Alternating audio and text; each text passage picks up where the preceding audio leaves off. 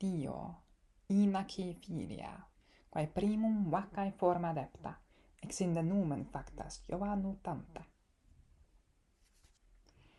Io, virgine per pulchra specie, Inachi filia, Jupiter de perisse dicitur, qui cum concubitum peteret nona in delicto flagrante repertus, virginis speciem in machinam transfiguravit.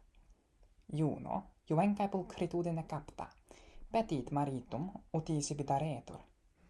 Argum panopteen custodire iussit, quem postea Jovis iussu Mercurius interficeret cantus opitum. Haec cum regina deum resciset, oculos argi cantum pavoni, avi sibi sacrae tradidit. Muscanque misit, ut io laederet, quoniam perspectum iam erat vacam pelliculam se patris omnipotentis. Io laesa sem mare praecipitavit, unde nomen mare statum Ionium. Et mare nostrum transnavigavit unde nomen etiam Bosporus, quod Graeci interpretantur bovis fretum. Inde in Aegyptum iter fecit, quo cum pervenis et Iove formae nativae restitutast. Utero pondere, a patre hominumque deumque gravato, epapum filium prodidit, qui regno niliaco potitus mempidem urbem condidit. Finis mortalibus in nuc edidis divinitate donatast, ut dea isis factast. Hoc enim mate escit, qui cecenit bos ex homines ex boe facta dea.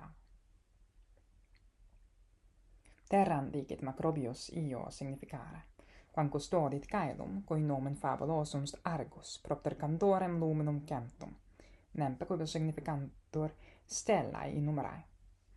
Haec est enim Venus Aegyptia, quam boe indicant Aegyptii. Eustatius vero in commentariis quibustem geographicis Ionium mare inter Gazam et Aegyptum ab Io, hoc est luna, dictum. Itidenque nominatam Gazam ipsam, argivo enim sermone luna Io nuncupator.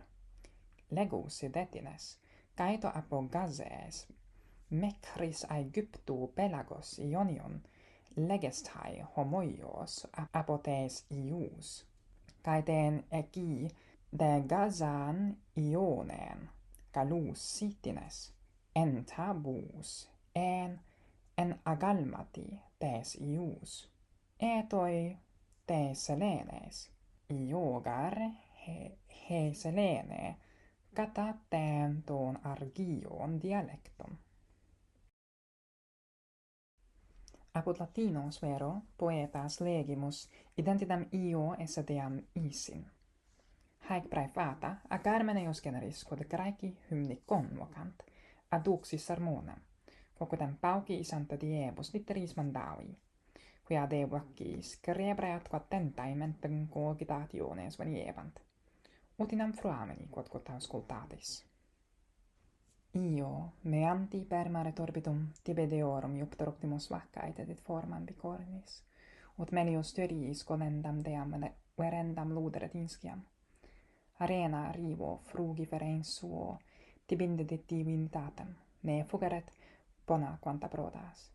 Quod filiorum milia nata sunt, genus deorum confluit usquumum, et mempidi regalis ornas temple papos sua sacrata api. Nilus fugatam ti nacet accipit, quales sciens sis numine naetere, Juno vagae parcat juvencae, candida cara Iovila certis. Mitis maritum daemonos iridam, typonis atros arcopago datum, persae vientis redidisti omnivolo nitidoque soli. Ruri segetem luna serunt suam, divina gerbos isi veros fugas, omnis propagas terra gentis, prima que nos animipsa donas. On Io, the daughter of Inachus, who first acquired the form of a cow and thereafter was made divine with Jove's assent. They say that Jupiter fell madly in love with Io, the daughter of Inachus, a beautiful maiden. When he sought to lay with her, and was caught in the act by Juno, he changed the maiden's form into that of a cow. Juno was fascinated by the beauty of the cow, and asked her husband if he wouldn't gift her to her. She commanded Argus the all-seeing, Panoptes, to guard her, who was later killed by Mercury on Jupiter's orders after he was lulled to sleep by Mercury's song. When the queen of the gods discovered this, she gave the 100 eyes of Argus to the peacock, her sacred bird.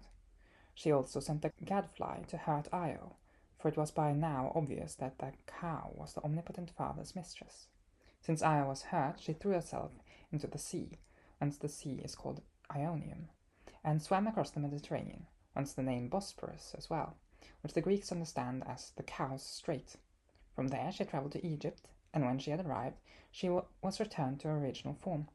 After becoming pregnant with the father of men and gods' progeny, she gave birth to a son, Epaphus, who became king of Egypt and founded the city of Memphis. After immortal sons were born, she was granted godhood and became the goddess Isis. The poet knew this, since he sang, "A cow was made from a human, and from a cow was made a goddess." Macrobius says that Io is the earth, who is guarded by heaven, which is called by the mythological name Argus, due to the whiteness of its 100 eyes, which obviously mean the uncountable stars. So this is the Egyptian Venus, Hathor, who the Egyptians imagine as a cow. Estetius, however, in his commentaries on geography, says that the Ionian Sea between Gaza and Egypt is named after Io, i.e. the moon, and that Gaza itself is named after her, for in the Argive tongue the moon is called Io.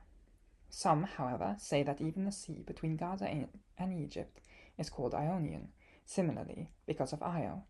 Some also call Gaza Ione, because there was a cow there that was in the spitting image of Io, or rather of the moon, for Io is what the moon is called in the dialect of the Argives. Meanwhile, in the Latin poets we have read again and again that Io is the goddess Isis. With the preface out of the way, I have brought the talk to a poem of the kind that the Greeks call a hymn, which I put to writing a few days ago because I was hyper-focusing on cows. I hope you enjoy it, listeners. Io, as you journeyed through the turbulent sea, the greatest of all gods, Jupiter, gave you the form of a 2-horned cow, so that he could hide you better from the frightful goddess worshipped by the Tyrians.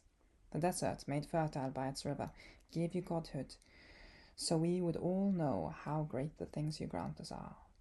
How many thousand sons were born to you? The blood of the gods flows down to earth, and kingly Epaphus adorned the temples at Memphis and consecrated them to Apis.